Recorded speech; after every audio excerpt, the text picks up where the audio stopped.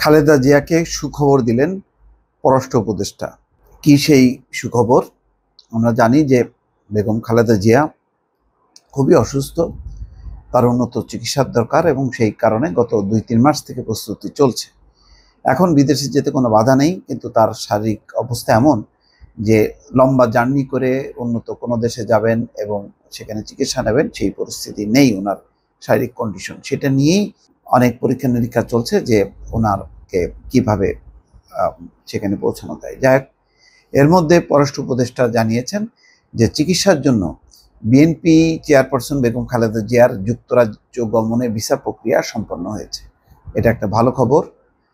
সাংবাদিকদের সঙ্গে আলাপকালে এই তথ্য জানান রোববার পররাষ্ট্র উপদেষ্টা। বলছেন, সাবেক প্রধানমন্ত্রী বিএনপি চেয়ারপারসন খালেদা জিয়ার ভিসা প্রক্রিয়া সম্পন্ন হয়েছে।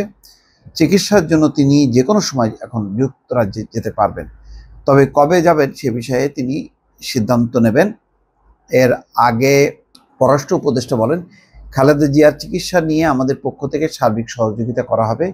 ভিসা প্রক্রিয়া সম্পূর্ণ হয়েছে, এখন ওনারা ইচ্ছা করলে চিকিৎসার জন্য বাইরে যেতে পারেন। আচ্ছা, অন্যান্য বিষয় নিয়েও কথা হয়েছে পাচার, কিন্তু বেগম খালেদা জিয়ার এই বিষয়টি খুবই গুরুত্বপূর্ণ।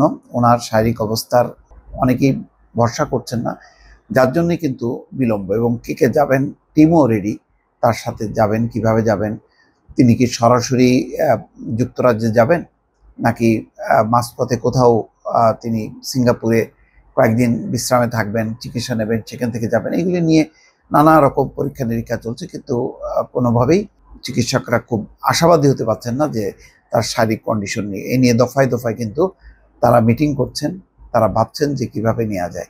বেগম খালেদা জিয়া আজকে বেশ যখন করোনা মহামারী শুরু হয় 2019 সালে, তখনই কিন্তু তাকে বাসায় আনা হয় এবং তখন বিশেষ ব্যবস্থাপনায় তার দণ্ড মওকুফ করে তাকে সেখানে চিকিৎসার ব্যবস্থা করা হয়।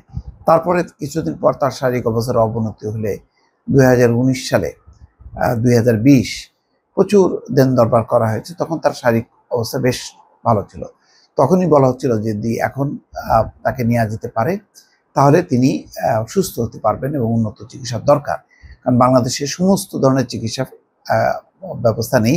ওনার মতন একজন বয়স্ক মানুষের জন্য বিদেশেই একমাত্র উন্নত চিকিৎসা আছে, কিন্তু সরকার আইনের নানা রকম দোহাই দিয়ে, অজুহাত দিয়ে তাকে দফায় দফায় দেয়নি। এই নিয়ে দলের পক্ষ থেকে, পরিবারের পক্ষ থেকে অনেক আবেদন করা হয়েছে।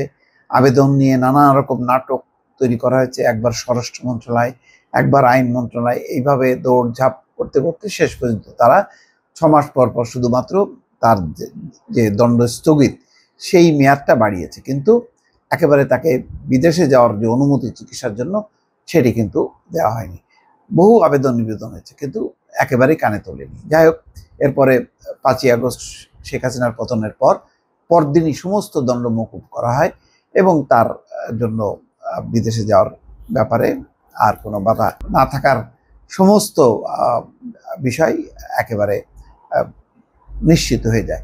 কিন্তু সমস্যা হলো যে যখন নাকি তিনি তার বাধামুক্ত হলেন তিনি বিদেশে যাওয়ার ক্ষেত্রে, তখন তার শারীরিক অবস্থা আরও অবনতি ঘটেছে।